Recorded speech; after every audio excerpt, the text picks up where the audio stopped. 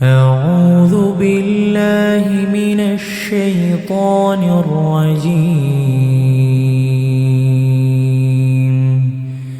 بسم الله الرحمن الرحيم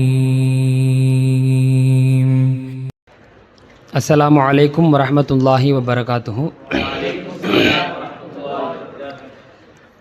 إن الحمد لله نحمده ونستعينه ونستغفره ونعوذ بالله من شرور أنفسنا ومن سيئات أعمالنا من يهده الله فلا مضل له ومن يضلل فلا هادي له وأشهد أن لا إله إلا الله وحده لا شريك له وأشهد أن محمدا عبده ورسوله أما بعد. அன்பான இஸ்லாமிய சொந்தங்களே, தொடர்ந்து நபிமார்களின் வரலாறு என்ற தலைப்பிலே தொடர் வகுப்பிலே நாம் எல்லாம் கலந்து கொண்டிருக்கிறோம். அந்த அடிப்படையில் சென்ற வகுப்பிலே எதுவரைக்கும் பார்த்தோம்?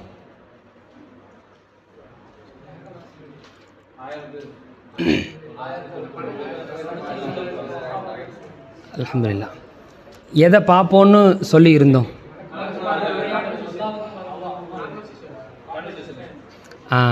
கான்வர்சேஷன் பற்றி சொல்லியிருந்தோம். சரி, நேற்று அதாவது சென்ற வகுப்பில் நாம் சொன்ன ஒரு விஷயத்தில் ஒரு அக்கீதா சம்மந்தப்பட்ட ஒரு சில முக்கியமான விஷயத்தை மட்டும் பதிவு செய்கிறேன், நீங்கள் ஞாபகம் வச்சுக்கோங்க.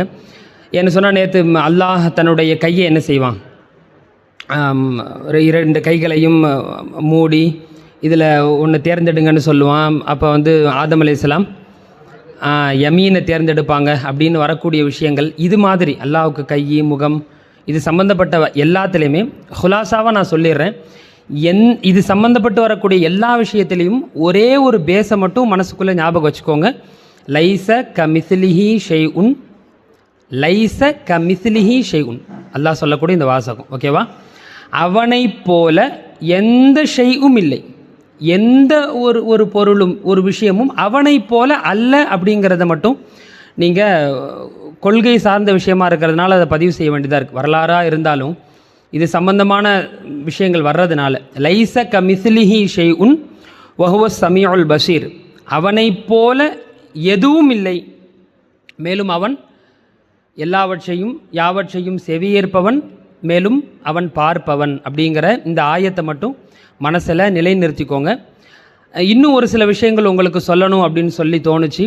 ஏன்னா நம்ம மலக்குமார்கள் சம்பந்தமாக நம்ம சொல்ல போகிறோங்கிறதுனால மலக்குமார்கள் சம்பந்தப்பட்ட ஒரு சில நம்பிக்கைகள், மலக்குமார்களை எந்தெந்த விஷயத்தில் நாம் நம்பணும் அப்படிங்கிற ஒரு சில தகவல்களை மட்டும் இந்த வகுப்பில் நாம் பார்த்துட்டு, தொடர்ந்து மலக்குமார்கள் ஆதம் அலைஹிஸ்ஸலாமை படைக்கிற விஷயத்தில் அல்லாஹ்விடத்தில் என்ன பேசினாங்க, அதுக்கப்புறம் என்ன நடந்துச்சுங்கிற தகவல்களை பார்ப்போம் இன்ஷா அல்லாஹ். ஆரம்பமாக மலக்குமார்களை பற்றி நாம் தெரிஞ்சுக்கிறதுல ஃபஸ்ட்டு விஷயம், மலக்குமார்கள்னு ஒருத்தவங்க ஒரு குரூப்பு இருக்கிறாங்கன்னு நம்பணும். இதை முதல்ல ஞாபகம் வச்சுக்கோங்க. எதுக்கு இதை சொல்கிறேன்னு சொன்னால், வழிகட்ட பிரிவுகளில் அதில் இருக்கிறவங்கள ஆம்பளையா பொம்பளையா இப்படிலாம் என்ன செஞ்சாங்க, பாகுபாடு காட்டினாங்க. அதெல்லாம் பின்னாடி இன்ஷா அல்லாஹ் பேசுவோம். முதல்ல மலக்குமார்கள் இருக்கிறாங்க அப்படிங்கிறத என்ன செய்யணும், நம்பணும். அடுத்ததா, மலக்குமார்களை அல்லாஹ் தான் படைத்தான், அவங்க படைப்பு தான். எப்படி அவர்கள் படைக்கப்பட்டார்கள் அப்படின்னு கேட்டால், ஃபார் எக்ஸாம்பிள் நம்ம ஆதம் அலைஹிஸ்ஸலாம் எதனால் படைக்கப்பட்டார்கள்னு கேட்கும்போது என்ன பேசணும், களிமண்ணால், மண்ணால் படைக்கப்பட்டார்கள் அப்படின்னு பேசணும். இந்த மாதிரி மலக்குமார்கள் எதனால் படைக்கப்பட்டார்கள் அப்படிங்கிற கேள்விக்கு ஸல்லல்லாஹு அலைஹி வஸல்லம் அவர்கள் பதில் சொல்கிறாங்க, ஹுலிகத்தில் மலாயிகா மின் நூரின், மலக்குமார்கள் ஒளியால் படைக்கப்பட்டவர்கள், ஓகேவா? வஹுலிகல் ஜான்னு மின் மாரிஜிம் மின் நார், இந்த ஜின்கள் எல்லாம் நெருப்பு பிளம்பால் என்ன செய்யப்பட்டாங்க, படைக்கப்பட்டாங்க. ஆதம் அலைஹிஸ்ஸலாம் மண்ணால், களிமண்ணால் படைக்கப்பட்டார்கள். மலக்குமார்கள் எல்லாம் ஒளியால் படைக்கப்பட்டார்கள் அப்படிங்கிற தகவல்களை ஆரம்பத்தில் நம்ம ஞாபகம் வச்சுக்கணும். அதுக்கு பின்னாடி மலக்குமார்களுக்குன்னு அல்லாஹும் அல்லாஹ்வுடைய தூதரும் நமக்கு சொல்லி கொடுத்த பெயர்கள் இருக்கிறது அப்படின்னு நம்பணும். சொல்கிறது புரியுதா? அது எல்லாருக்கும் அப்படிங்கிறது இல்லை. அல்லாஹும் அல்லாஹ்வுடைய தூதரும் யார் யாருக்கு என்னென்ன பெயர்களை சொல்லியிருக்கிறார்களோ அந்த பெயர்கள் அந்தந்த மலக்குமார்களுக்கு உண்டு அப்படின்னு நம்பணும். ஃபார் எக்ஸாம்பிள் உங்கள்கிட்ட கேட்குறேனே, ஸல்லல்லாஹு அலைஹி வஸல்லம் அவங்களுக்கு வஹி கொண்டு வந்த மலக்கு பேர் என்ன? ஓகே, வேறு என்ன சொல்லலாம்? மழை இறக்குறாங்கள அந்த பொறுப்பு கொடுக்கப்பட்ட மலக்கின் பெயர் என்ன?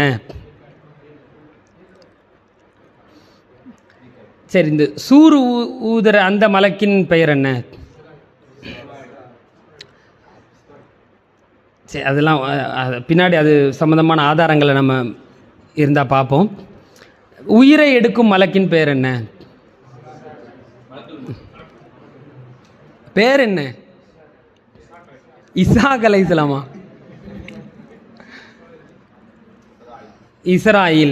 இஸ்ராயில்னு சொல்லுவாங்கல்ல, அது அது இருக்கா இல்லையாங்கிறதையும் பின்னாடி பார்ப்போம். அப்படி தகவல்கள் குர்ஆன் சுன்னால ஆதாரபூர்வமாக இல்லை. அது கூட இஸ்ராயில் இல்லை, அது ஐன் இஸ்ராயில், ஐன்ஸா இஸ்ராயில் அப்படின்னு தான் என்ன செய்வாங்க சொல்லுவாங்க. இப்போ குர்ஆன் சுன்னாவில் அல்லாஹ் பெயர் சொன்ன, அல்லாஹ்வுடைய தூதரும் பெயர் சொன்ன மலக்குமார்களுக்கு அந்த பெயர் உண்டு என்று நம்பணும். சொல்கிறது புரியுதா? ஸல்லல்லாஹு அலைஹி வஸல்லம் இரவு தொழுகையில், வித்ர் தொழுகையில் இந்த துவாவை கேட்பாங்க. அல்லாஹும்ம ரப்ப ஜிப்ராயில் வ மீகாயில் வ இஸ்ராஃபீல். அதை ஜிப்ரையிலுடைய ரப்பே, மீகாயிலுடைய ரப்பே, இஸ்ராஃபீலுடைய ரப்பே அப்படின்னு மலக்குமார்கள் பெயர் சொல்லி ரசூலுல்லாஹ் கேட்ட துவாவில் இது ஒன்று. மலக்குமார்கள் பெயரை வைத்து அல்லாஹ்விடத்தில் கேட்ட துவா. ஃபாத்திர ஸமாவாதி வல் அர்த் ஆலிமல் கைபி வ ஷஹாதா அந்த தஹ்குமு பைன இபாதிக ஃபீமா கானூ ஃபீஹி யக்தலிஃபூன். இந்த துவாவை ரசூலுல்லாஹ் வித்ரில் கேட்பாங்க. இப்போ இதுலேருந்து நமக்கு என்ன விளங்குது? மலக்குமார்களுக்கு பெயர் இருக்குது அப்படின்னு விளங்குது. இப்போ நம்ம நன்மை தீமை எழுதுகிற மலக்குமார்களுக்கு கூட ஒரு நம்பிக்கை இருக்கும். இப்போ நன்மை எழுதுகிற மலக்கு பேர் என்ன? கிராமன் காத்திபின்னா கண்ணியமான எழுத்தாளர்கள். ரகீபு அத்தீதுன்னு சொல்லுவாங்க. சொல்லும்போதே தோள்பட்டையில் கை போகுது. ரகீபுனா இந்த வலது பக்கத்தில் தோளில் உட்காந்து எழுதுவாங்க. அத்தீதுனா இடது பக்கத்தில் தோளில் உட்காந்து எழுதுவாங்க. இவங்க நன்மை எழுதக்கூடியவங்க, இங்கே தீமை எழுதக்கூடிய சின்ன பிள்ளைகள்லாம் அப்படி தான் வரும். எப்படின்னா சின்ன பிள்ளைங்கள்லாம் கேட்கும், திடீர்னு ஏதாவது பாவம்லாம் செஞ்சுட்டா லெஃப்ட் சைடு சொல்லிடாதீங்க, எழுதிடாதீங்க, அதுக்கு முன்னாடி நான் தௌபா கேட்டுக்கிறேன், கொஞ்சம் வெயிட் பண்ணுங்க. சின்ன பிள்ளையில் இது ஏன்னா இங்கே உட்காந்துருக்காங்க, வெயிட்டாக இருக்குமா, வெயிட் எப்படி தாங்குறாங்க அப்படிங்கிற மாதிரி. பாத்ரூம் போகும்போது, ரெஸ்ட் ரூம் போகும்போது அவங்கெல்லாம் இறங்கிப்பாங்களா அப்படின்லாம் என்ன செய்யும் இந்த சின்ன பிள்ளையில் ஒரு சில கேள்வி. ஏன்னா இது ஊட்டப்பட்டுருச்சுல நமக்கு. இந்த சைடு இருக்கிறவங்க பேர் ரகீபா, இந்த சைடு இருக்கவங்க பேர் அத்தீது. குர்ஆனில் அல்லாஹ் ரகீபு மேலும் அத்தீதுன்னு சொல்லவே இல்லை. அந்த ஆயத்தை பாருங்கள். இது யதலக்கல் முத்தலக்கியானி அனில் யமீனி வ அனிஷிமாலி காயிது. இரண்டு பதிவாளர்கள், பதிவு செய்யக்கூடிய பதிவாளர்கள், இந்த பதிவு செய்யும் நேரத்தில் அவங்க எப்படி இருப்பாங்கன்னா வலதுபுறத்திலும் அப்புறம் இடதுபுறத்திலும் அவர்கள் இருப்பார்கள். அதுக்கடுத்த ஆயத்தை பாருங்க. மா யல்ஃபிது மின் கௌலின் இல்லா லதைஹி ரகீபுன் அதீது. ரகீபுன் வ அதீதுன் இல்லை, ரகீபுன் அதீத். சொல்கிறது புரியுதா உங்களுக்கு? அல்ஹம்துலில்லாஹி ரப்பில் ஆலமீன், அர் ரஹ்மான் இர் ரஹீம் சொல்கிறோம் இல்லையா, அந்த மாதிரி ரகீபுன் அதீத். அதாவது பதிவு செய்வதற்கு தயாரான நிலையில் இருக்கக்கூடிய ஒரு கண்காணிப்பாளர். இந்த சைடு இருக்கிறவங்களும் ரகீப் அதீத் தான், இந்த சைடு இருக்கவங்களும் ரகீப் அதீத் தான். அதில் இன்னொரு குழப்பம் வருது. இந்த சைடுன்னு ஒன்று தோல் மேலே தூக்கி உட்கார வைப்போம். அப்படி குர்ஆனில் அல்லாஹ் சொல்லவே இல்லை. அல்லாஹ் என்ன சொல்கிறான்? அனில் யமீனி வ அனி ஷிமாலி. வலதுபுறம் ஒரு மலக்கு இருப்பாங்க, அதுக்காக அந்த மலக்கு அல்லது குழு அதற்குண்டான பொறுப்பு சாட்டப்பட்டவங்க. இடதுபுறம் இருப்பாங்க. தூக்கி நம்ம இந்த சொல்லப்படுறதுல எதில் தூக்கி வச்சிட்டோம்? தோல் மேலே தூக்கி வச்சுட்டோம். இந்த ஒரு விஷயத்தையும் நம்ம ஞாபகத்தில் வச்சிடணும். அதே மாதிரி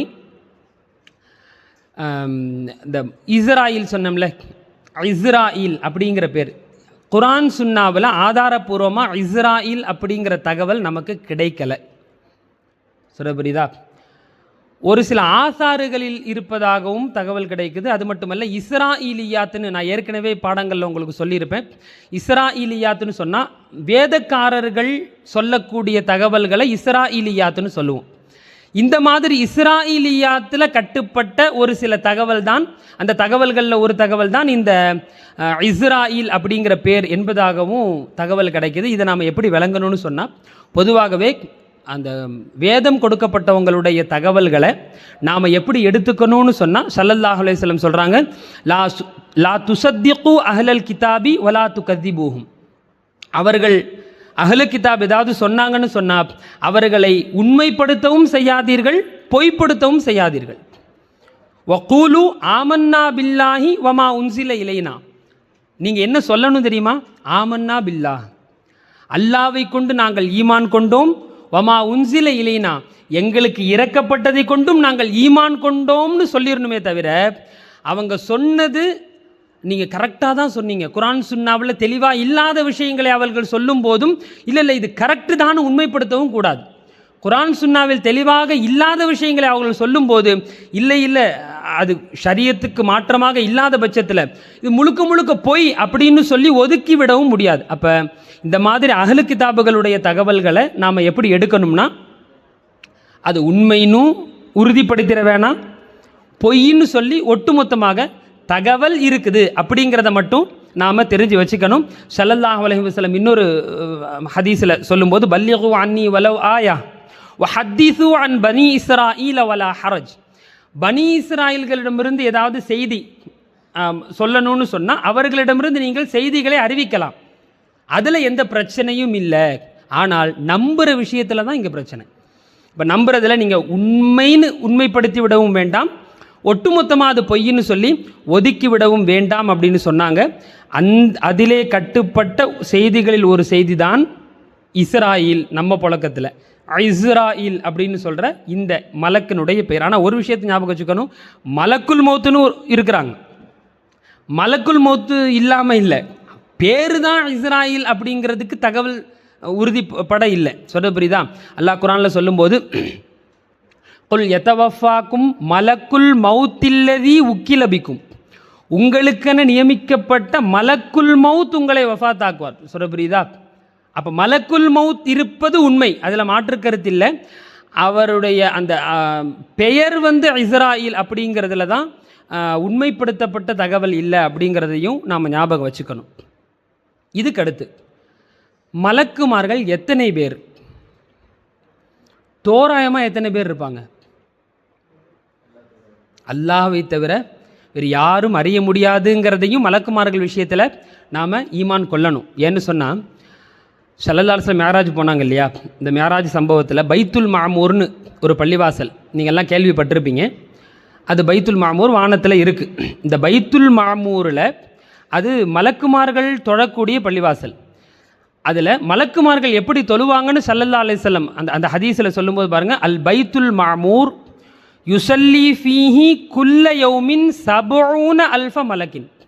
ஒவ்வொரு நாளும் 70,000 மலக்குமார்கள் அதில் தொழுகிறதுக்காக உள்ளே போவாங்க. இதா ஹரஜு லம் யஊது இலைஹி. சுப்ஹானல்லாஹ், அவங்க தொழுதுட்டு வெளியில் வந்துட்டாங்கன்னா ரிட்டன் அந்த பள்ளிவாசலுக்குள்ளே போக மாட்டாங்களாம். ஒவ்வொரு நாளும் 70,000 பேர் போய்கிட்டே இருப்பாங்க. அவ எண்ணிக்கை அது அல்லாஹ்வை தவிர வேறு யாராலும் சொல்ல முடியாத அளவுக்குண்டான எண்ணிக்கை, அவர்களுடைய எண்ணிக்கைன்னு நம்ம நம்பணும். ஜிப்ரீல் அலைஹிஸ்ஸலாம் இதை இந்த மேராஜுடைய சம்பவத்தில் இதை சொல்கிற தகவல் வரும். அதைத்தான் குர்ஆன்லேயே அல்லாஹ் சொல்கிறான், வமா யஅலமு ஜுனூத ரப்பிக இல்லாஹு. அல்லாஹ்வுடைய ஜுனூத் படைகளை அல்லாஹ்வை தவிர வேறு யாரும் அறிய மாட்டார் அப்படின்னு அல்லாஹ் குர்ஆனில் சொல்கிறதையும் நாம் ஞாபகத்தில் வைக்கணும். அப்போ எண்ணிக்கை அல்லாஹு ஆலம், ஓகேவா? அதில் ஒரு ஒரு ஒரு ஆச்சரியமான விஷயத்தை பாருங்கள், எவ்வளோ எண்ணிக்கை இருக்கிறாங்க. இவ்வளோ எண்ணிக்கை இருந்தும் அல்லாஹ் வேலை வாங்குறது பார்த்திங்கன்னா கம்மியாக வாங்குறான். நிறைய மலக்குமார்கள் இருக்காங்க, வஹி கொண்டு வர்றதுக்கு எத்தனை மலக்கு? ஒருத்தர் தானே. வஹி கொண்டு வர்றதுக்கு ஒரு ஆள். எத்தனையோ மலக்குமார்கள் இருக்காங்க, அரிஷை தூக்குறதுக்கு 8 பேர். எத்தனையோ மலக்குமார்கள் இருக்காங்க, நரகத்தின் காவலாளியா நரகத்துக்கு பொறுப்பாளியா? பார்த்தீங்களா? நிறைய மலக்குமார்கள் சரி நிறைய இருக்கிறாங்கங்கிறதுனால எல்லாத்துக்கும் பொறுப்பை கொடுக்கணும்னு அல்லாஹ் என்ன செய்யலை? அல்லாஹ் தன்னுடைய குதிரத்தையும் இதில் வெளிப்படுத்துகிறான். எப்பா இத்தனை பேர் இருக்காங்கங்கிறதுனால எல்லாத்துக்கும் வேலை கொடுக்கணும்னு இல்லை, அவங்கவுங்களுக்கு தனித்தனி வேலைகள் இருக்கிறது. ஆனால் பெரிய பெரிய வேலைகள் எல்லாம் அல்லாஹ் கொஞ்சம் கொஞ்சம் மலக்குமார்களை வச்சே பார்த்துடுறான். இது அல்லாஹ்வுடைய குதிரத்தில் உள்ள ஒரு விஷயம். இது மலக்குமார்களுடைய எண்ணிக்கை சம்பந்தப்பட்டு. அடுத்து நாம் தெரிஞ்சுக்கிறது, மலக்குமார்கள் வேற உருவம் எடுப்பார்களா? இந்த விஷயத்தில் நம்முடைய நம்பிக்கை எப்படி இருக்கணும்னா, மலக்குமார்கள் இன்னொரு உருவத்தையும் எடுப்பார்கள் அப்படின்னு நம்பணும். சொல்ல புரியுதா? காரணம், ஸல்லல்லாஹு அலைஹி வஸல்லம் அவங்கக்கிட்டேயே மனித ரூபத்தில் வந்திருக்கிறாங்க. நமக்கெல்லாம் தெரியும். ஒரு மனிதர் வந்தார், அந்த முட்டியோடு முட்டி ஒன்றா சேர்ந்து உக்காந்து கேள்வி கேட்டாங்கல்ல, மல் ஈமான் ஒமல் இஹ்சான் ஒமல் இஸ்லாம் அப்படின்னு கேள்வி கேட்டது தெரியும். அவங்க போகும்போது தான் போனோன்னு தான் ஸல்லல்லாஹு அலைஹி வஸல்லம் சொல்கிறாங்க, அது யார்? ஜிப்ரீல் அலைஹிஸ்ஸலாம். அது மட்டுமல்ல, மரியம் அலைஹிஸ்ஸலாம் கிட்ட ஜிப்ரீல் அலைஹிஸ்ஸலாம் வரும்போது அவங்க என்ன செஞ்சாங்க? மரியம் அலைஹிஸ்ஸலாம் அல்லாஹ்விடத்தில் பாதுகாவல் தேடுறாங்க. எப்பா நீ தக்குவா உள்ள ஆளாக இருந்தால் என்ன செஞ்சிரு, விலகிருங்கிறாங்க. ஏன்னா அவங்களுக்கு தெரியல வந்தது மலக்குன்னு தெரியல. அப்போ எந்த ரூபத்தில் அவங்க வந்திருக்கிறாங்க? மனித ரூபத்தில் வந்திருக்கிறாங்க. இப்ராஹிம் அலைஹிஸ்ஸலாம் அவங்கக்கிட்ட வரும்போது அவங்க விருந்து கொடுப்பாங்கல்ல இப்ராஹிம் அலைஹிஸ்ஸலாம், அந்த விருந்து சாப்பிடலைன்ற உடனே பயம் வருது. யாருக்கு? இப்ராஹிம் அலைஹிஸ்ஸலாமுக்கு. விருந்து கொடுக்குறாங்கன்னாலே என்ன விளங்குது? இப்ராஹிம் அலைஹிஸ்ஸலாமுக்கு தெரியலை இவங்க மலக்குன்னு தெரியலை, மனுஷங்க விருந்தாளிகள் வந்திருக்கிறாங்கன்னு விருந்து கொடுக்குறாங்க. லூத் அலைஹிஸ்ஸலாம் கிட்ட போனாங்களே மலக்குமார்கள், அவங்க பயப்படுறாங்க லூத் அலைஹிஸ்ஸலாம். ஏன்?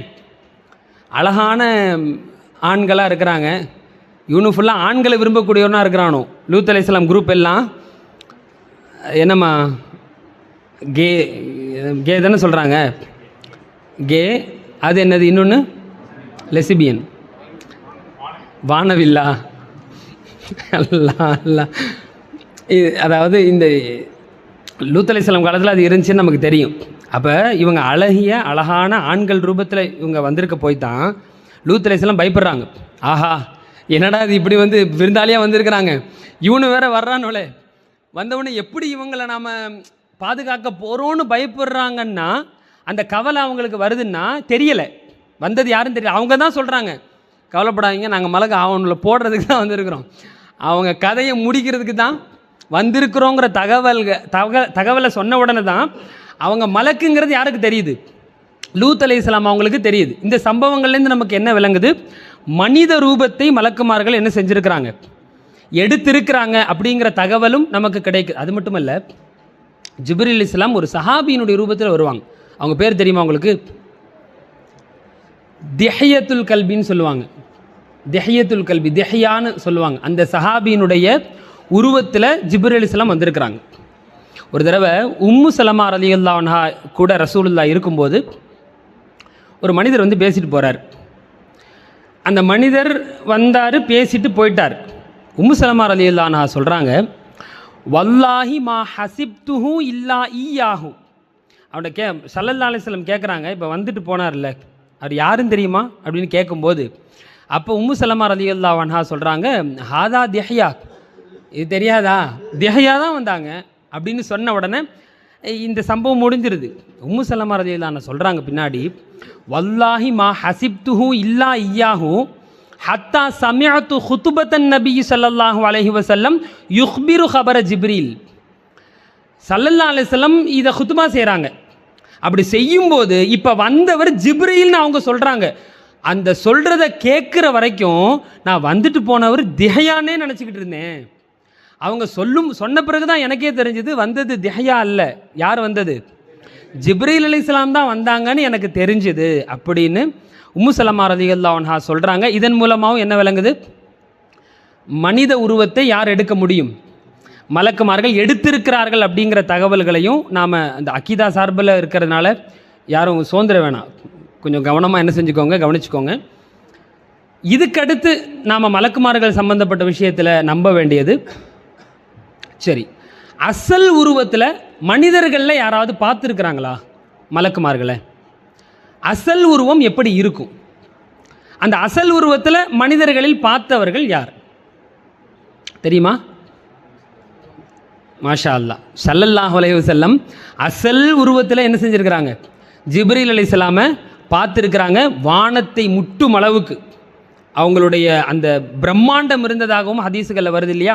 இப்போ அசல் ரூபத்தில் மலக்குகளை பார்த்த, ஜிப்ரீல் அலைஹிஸ்ஸலாமை பார்த்த நபர் ரசூலுல்லாஹி ஸல்லல்லாஹு அலைஹி வஸல்லம் அப்படிங்கிறதையும் தெரிஞ்சுக்கணும். அந்த ரூபம் இருக்குல்ல, அந்த அசல் ரூபம், அந்த ரூபத்தில் அவர்களுக்கு இறக்கைகள் உண்டு அப்படிங்கிறதையும் தெரிஞ்சுக்கோங்க. ரெக்கை உண்டு, புரியுதா? கற்பனைக்கு போயிடாதீங்க தயவு செஞ்சு. நீங்கள் கற்பனைக்கு போனால் எப்படி போவீங்கன்னு தெரியும். ரெக்கை உண்டுன்னு வேறு கற்பனைகளுக்குள்ளே இதை நம்ம என்ன செய்யவே கூடாது, கொண்டு போகவே கூடாது. அது அல்லாஹு ஆலம், இருக்கிற செய்தியை நம்பணும். இதுதான் நம்முடைய வேலை. சொல்கிறது புரியுதா?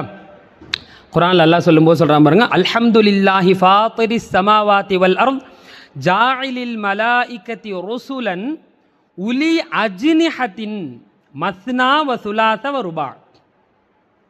அதாவது இந்த மலக்குமார்களை பற்றி சொல்லும்போது அவர்கள் 2 ரெக்கைகளோ அல்லது 3 ரெக்கைகளோ அல்லது நன்னாங்கு ரெக்கைகளோ உள்ள மலக்குமார்கள் இருக்கிறார்கள் அப்படிங்கிற தகவலை இந்த ஆயத்தின் மூலமாக நம்ம என்ன செய்யலாம், தெரிஞ்சுக்கலாம். அது மட்டுமல்ல, அல்லாஹ் நாடிய ரெக்கைகள் கொண்ட மலக்குமார்கள் இருக்கிறார்கள்.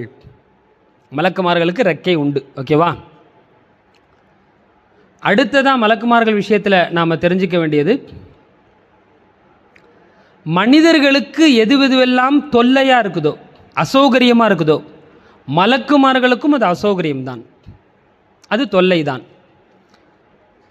உதாரணமாக, 4 நாளாக பல்லு விளக்காமல் க்ளோஸ்அப்பில் வந்து பேசணும்னா எப்படி இருக்கும்? நல்லா இருக்குமா?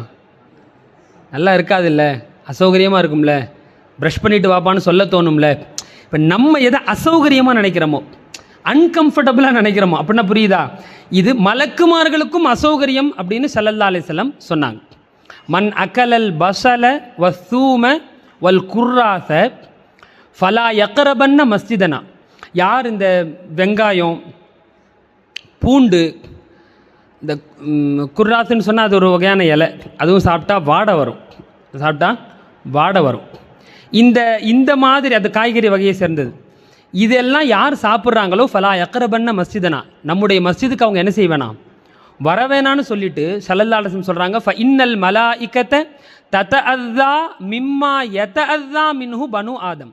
ஆதமுடைய மகன் எந்தெந்த விஷயத்திலெல்லாம் நோவினை, அவனுக்கு எந்தெந்த விஷயங்கள் நோவினை தருமோ அந்த விஷயங்கள் எல்லாம் மலக்குமார்களுக்கும் நோவினை தரும் அப்படின்னு ஸல்லல்லாஹு அலைஹி வஸல்லம் சொன்னாங்க. இப்போ இந்த விஷயத்தை நம்ம ஞாபகம் வச்சுக்கணும். சொல்ல புரியுதா? யோசிச்சு பாருங்கள். அப்போ மலக்குமார்கள் எனி டைம் நம்ம கூட இருக்கிறாங்க, எனி டைம் நம்ம கொஞ்சம் ஃப்ரெஷ்ஷப்பாக இருக்கணும். சொல்கிறது புரியுதா? ஸல்லல்லாஹு அலைஹி வஸல்லம் பாருங்கள், ஸல்லல்லாஹு அலைஹி வஸல்லம் அவங்களுக்கு பிடிக்காத விஷயங்களில் ஒரு விஷயம் என்ன தெரியுமா? வாய் துர்நாற்றம். ஸல்லல்லாஹு அலைஹி வஸல்லம் மிஸ்வாக்கு செஞ்ச எத்தனை இடங்கள் இருக்குது. காலையில் எந்திரிச்ச உடனே ஸல்லல்லாஹு அலைஹி வஸல்லம் செய்கிற முதல் வேலையாக பதிவு செய்யப்படுற செய்தி என்ன? மிஸ்வாக் செய்வாங்க. வீட்டுக்குள்ளே நுழைஞ்சா என்ன செய்வாங்க? நிறைய சம்பவங்கள் நீங்கள் பார்க்கலாம். மிஸ்வாக்க ரசூலுல்லாஹ் வலியுறுத்தி சொல்கிற எத்தனை விஷயங்கள். அது ஃபர்லாகிடுமோங்கிற இது இல்லைன்னா நான் என்ன செஞ்சுருப்பேன், மிஸ்வாக்கை ஏவியிருப்பேன்னு சொல்கிற லெவலுக்கு. மிஸ்வாக்குன்னு சொன்னோன்னு நீங்கள் வேற மூயும் விளங்கிடக்கூடாது. மிஸ்வாக்குன்னு சொன்னால் என்ன அர்த்தம்? பல்விளக்கும் கருவின்னு அர்த்தம். சொல்ல புரியுதா? நீங்கள் இப்போ வேறு ஏதாவது பிராண்டில் ப்ரஷ்ஷு வச்சு விளக்குறீங்கன்னா நீங்கள் மிஸ்வாக் செய்கிறீங்கன்னு தான் அர்த்தம். சொல்ல புரியுதா? இப்போ வந்து அந்தளவுக்கு ஸல்லல்லாஹு அலைஹி வஸல்லம் வலியுறுத்தி செஞ்சுருக்கிறாங்க. காரணம், மலக்குமார்கள் என்ன செய்வாங்க, மலக்குமார்களுடைய வருகை இருந்துக்கிட்டே இருக்கும் அப்படிங்கிற தகவல்களையும் நாம் ஞாபகம் வச்சுக்கணும். இது அல்லாமல் இன்னும் ஒரு சில தகவல்கள்.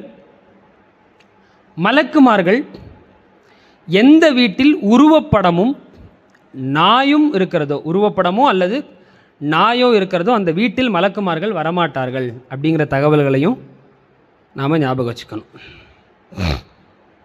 ஸல்லல்லாஹு அலைஹி வஸல்லம் கிட்ட ஒரு நாள் குறிப்பிட்ட நேரத்தில் நான் வருவேன் அப்படின்னு சொல்லி ஜிப்ரீல் அலைஹிஸ்ஸலாம் வாக்கு கொடுத்தாங்க. இந்த சம்பவம் உங்களுக்கு தெரியும்னு நினைக்கிறேன். வாக்கு கொடுத்துட்டு குறிப்பிட்ட நேரம் ஸல்லல்லாஹு அலைஹி வஸல்லம் வெயிட் பண்ணுறாங்க. ஜிப்ரீல் அலைஹிஸ்ஸலாம் சொன்ன நேரத்தில் வரலை. ஸல்லல்லாஹு அலைஹி வஸல்லம் என்னடா வாக்கு கொடுத்தா மிஸ் பண்ண மாட்டாங்க, வந்துடுவாங்களே அப்படின்னு யோசனையில் இருக்கும்போது திடீர்னு பார்த்தா ஸல்லல்லாஹு அலைஹி வஸல்லம் வீட்டில் கட்டிலுக்கு கீழே பார்த்தீங்கன்னா ஒரு நாய்க்குட்டி படுத்து கிடக்கு. நாய்க்குட்டி அது என்ன சொல்லுவாங்கன்னா,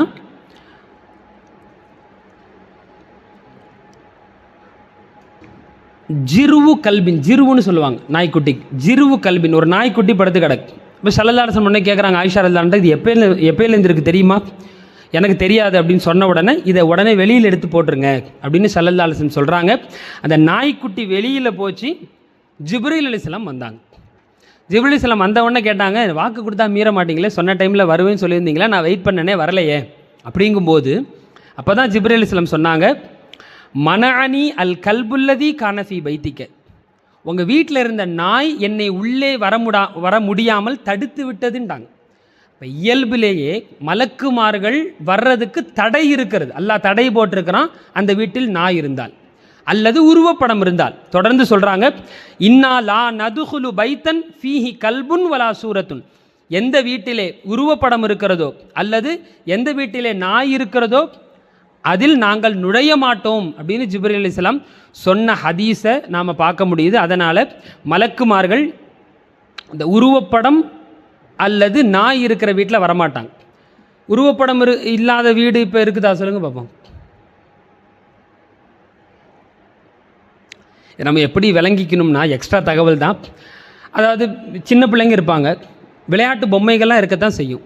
ஆயிஷா ரலியல்லாஹு அன்ஹா விளையாட்டு பொம்மையை வச்சு என்ன செஞ்சுருக்கிறாங்க, விளையாடி இருக்கத்தான் செஞ்சுருக்கிறாங்க. இந்த மாதிரி மதிக்கப்படாத விளையாட்டு பொம்மை, இந்த மாதிரி உருவப்படங்கள் உள்ளவைகள் எக்ஸப்ஷன்னு விளங்கிக்கணும். இதில் இஸ்திஸ்னா தான். ஸல்லல்லாஹு அலைஹி வஸல்லம் அதை இதில் குறிப்பிடலை. சொல்கிறது புரியுதா? அதே போல் நாய்கள்லேயே கொடுங்க, நாய்களை வளர்க்கக்கூடாது, நமக்கெல்லாம் தெரிஞ்ச விஷயம். ஆனால் விவசாயத்துக்கு, வேட்டைக்கு, பாதுகாப்புக்கு அப்படின்னு சொல்லி நாய்களை வளர்க்க மார்க்கம் அனுமதி கொடுக்குதா இல்லையா? அப்போ இந்த எக்ஸப்ஷனை முதல்ல விளங்கிக்கணும். அது அல்லாமல் பொதுவாக வீடுகளில் நாய்களை என்ன செய்கிறாங்க, இந்த பெட்டாக வளர்க்குறாங்கல்ல, அதை தூக்கி பக்கத்தில் போட்டுப்பான், அது தூங்கும், இதுவும் பக்கத்தில் என்ன செய்யும், இவனும் என்ன செய்வான், தூங்குவான். நம்ம கணவனை காணுங்கிற மாதிரி திடீர்னு எந்திரிச்சு அதை காணும்னா இவன் தேடிக்கிட்டே என்ன செய்வான், அவன் பெட்லேயே அது ஒன்றுக்கு போகும், அது என்னென்னமோ பண்ணும். அது இவனுக்கு ரசனையாக இருக்கும். அதை குளிக்க வைக்கிறது என்ன, அதை பாதுகாக்கிறது என்ன, ஒரு பெத்த பிள்ளை மாதிரி பார்க்குற இந்த வளமை இருக்குல்ல, இப்படி வளர்க்குறதெல்லாம் ஆபத்து, உடலுக்கும் ஆபத்துங்கிறத நம்ம என்ன செய்யணும், ஞாபகத்தில் வச்சுக்கணும். இப்போ மலக்குமார்கள் விஷயத்தில் நிறைய விஷயங்களை நாம் இந்த அமர்வில், இந்த வகுப்பில் தெரிஞ்சுக்கிட்டோம். கடைசியாக மலக்குமார்களுக்கு அல்லாஹ் ஒரு பொறுப்பு கொடுத்துருக்கிறான். அந்தந்த பொறுப்புகள் உள்ள மலக்குமார்கள் அந்த பொறுப்பை செய்வார்கள் அப்படிங்கிறத மட்டும் ஞாபகம் வச்சுக்கோங்க. அமல்களை எல்லாம் அல்லாஹ்விடத்தில் சேர்க்கறதுக்கு குறிப்பிட்ட மலக்குமார்களை அல்லாஹ் வச்சுருக்கிறான். வஹ்ய நபிமார்கள்ட்ட ஒப்படைக்கிறதுக்கு ஒரு மலக்கை வச்சுருக்கிறான். சூறு ஊதுறதுக்கு மலக்கு, அதே மாதிரி மலை சம்பந்தப்பட்ட விஷயத்துக்கு ஒரு மலக்கு, அரிசை தூக்குவதற்கு மலக்கு. இந்த மாதிரி ஒவ்வொரு பொறுப்புகளுக்கும் மலக்குமார்கள் என்ன செஞ்சுருக்காங்க, பொறுப்பு கொடுக்கப்பட்டிருக்கிறார்கள் அல்லாஹ்வால். அந்த பொறுப்புகளை அவங்க சரிவர செய்வாங்க, அல்லாஹ்வுக்கு மாறு செய்ய மாட்டார்கள் அப்படிங்கிற தகவலையும் நாம் ஞாபகம் வச்சுக்கணும். யோசிச்சு பாருங்கள், மலக்குமார்கள் வீட்டுக்கு வரமாட்டாங்க அப்படிங்கிறதே நமக்கு சர்வசாதாரணமாக இருக்குது. இந்த ஒரு தமிழ் பாட்டு கூட இருக்கேம்மா, அது என்னது, அதான், அண்ணல் பெருமான் நம் இல்லம் வந்தால் அவர்களை எப்படி வரவேற்பேன், அது ஒரு பாட்டு கேள்விப்பட்டிருக்கீங்களா?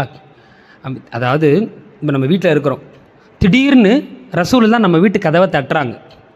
இப்போ நாம் உடனே கதவை திறந்து ரசூலுல்லாஹ்வை வரவேற்கிற லெவலில் நாமும் நம்ம வீடும் இருக்குமா, அல்லது ஒரு 10 நிமிஷம் வெயிட் பண்ணுவோமா, 1/4 மணி நேரம் வெயிட் பண்ணுவோமா?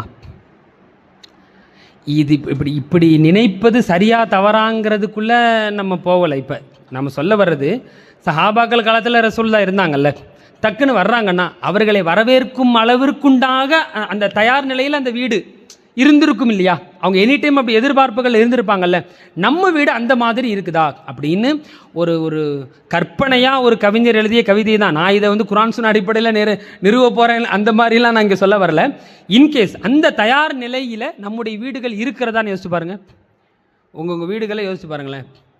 டக்குன்னு கதவு தட்டினா ஃபஸ்ட்டு நம்ம என்ன செய்வோம், நம்ம கை எங்கே போவோம், முதல்ல ரிமோட்டை ஏறுறா, முதல்ல அந்த டிவி ஆஃப் பண்ணுறா, டிவிக்கு மேலே ஒரு ஸ்க்ரீனை போடு, அதை மற இதை மற, அங்கே இங்கே துணிகள் கிடக்கும், எடுத்து தூக்கி போடு.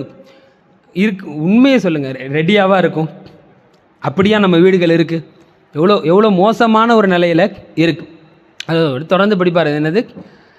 அஸ்ஸலாமு அலைக்கும் முகமன் கூறி ஆரத்தழுவ விரைவேனா. அதாவது உடனே ரசூல் கதவை திறந்துட்டு அஸ்ஸலாமு அலைக்கும் யார் ரசூலுல்லாஹ்னு உடனே நான் கூப்பிட்டுருவேனா அப்படின்னு அவர் என்ன செய்வார்? இப்படி செய்வேனா, அப்படி செய்வேனா, அப்படி செய்வேனா, கற்பனையாக அவர் அந்த பாடல்களில் சொல்கிறாங்க. இப்போ நம்ம என்ன சொல்ல வரோன்னா, இந்த தயார் நிலையில் முதல்ல நம்ம வீடுகள் இல்லை. எந்த வீடும் அப்படி பெரும்பாலும் என்னது இல்லை. அல்லாஹ் பாதுகாக்கணும். ஏன் யோசிச்சு பாருங்கள், ஸல்லல்லாஹு அலைஹி வஸல்லம் அவர்கள் வர்றதுக்கு தயார் நிலையில் இல்லைங்கிற இந்த கவிதையை கொஞ்சம் இப்படி நவுத்தி வச்சுட்டு மலக்குமார்கள் வீட்டுக்கு வர்றாங்களா இல்லையா? மலக்குமார்கள் பரிசுத்தமானவர்கள். மலக்குமார்களை ரிசீவ் பண்ணுற லெவலில் நம்ம வீடு இருக்கா? யார் வீடு இருக்குது? இப்போ மலக்குமார்களுக்கு ஒரு அது ஒரு நியாயம், இது ஒரு நியாயம். ரசூலுல்லாஹ் வந்து மட்டும் கொஞ்சம் ரெடி பண்ணிப்போம், மலக்குமார்கள் வந்தால் டீலில் விட்டுருவோமா? மலக்குமார்கள் பரிசுத்தமானவர்கள். நம்ம வீட்டுக்கு அவங்க வரணும்னு நம்ம எதிர்பார்க்கணும். உண்மையா இல்லையா? பரக்கத்தா இல்லையா? இப்போ மலக்குமார்கள் வந்தாலே என்னடா இவன் வீட்டுக்கு ஏண்டா வர்றோங்கிற நிலைமையில் அந்த வீட்டை வந்து அதாவது அல்லாஹ் தடுத்த விஷயங்களில், ரசூலுல்லாஹ் தடுத்த விஷயங்களாக நிரப்பி வச்சுருந்தா எப்படி மலக்குமார்களுடைய வருகை அங்கே இருக்கும், அல்லாஹ்வுடைய பரக்கத் எப்படி இருக்கும் அப்படிங்கிறதையும் இந்த நேரத்தில் நம்ம ஞாபகம் வைக்கணும். நம்முடைய வீடுகளில் மலக்குமார்கள் வருகை இருக்கிற வீடுகளாக நம்முடைய வீடுகள் என்ன செய்யணும்? ஆகணும். மலக்குமார்கள் பற்றி உண்டான ஈமானில் முதல்ல நமக்கு தெளிவு இருக்கணும். இந்த இன்ட்ரோ உங்களுக்கு இருந்துச்சுன்னு சொன்னால், அடுத்து மலக்குமார்களுக்கும் அல்லாஹ்வுக்கும் நடந்த உரையாடல், ஆதம் அலைஹிஸ்ஸலாமை படைக்கும் போது நடந்த உரையாடல் அப்படிங்கிறத நாம் சொல்லும்போது மலக்குமார்கள் சம்பந்தப்பட்ட ஒரு அவுட்லைன் உங்களுக்கு தெளிவாக ஓரளவு கிடச்சிருக்குங்கிறதுனால இந்த தகவல்களை நாம் சொன்னோம். எல்லாம் வல்ல அல்லாஹ் சரியான முறையான அகீதாவை, கொள்கையை தெரிந்து அதன்படி வாழக்கூடிய வாய்ப்பை நம் அனைவருக்கும் தருவானாக. அடுத்த வகுப்பில் இன்ஷா அல்லாஹ் நம்ம அந்த கான்வர்சேஷன் சொன்னோம்ல, அதை தொடர்ந்து இன்ஷா அல்லாஹ் பார்ப்போம். சரியா? அல்ஹம்துலில்லாஹி ரப்பில் ஆலமீன். அஸ்ஸலாமு அலைக்கும் வரஹ்மத்துல்லாஹி வபரகாத்துஹு.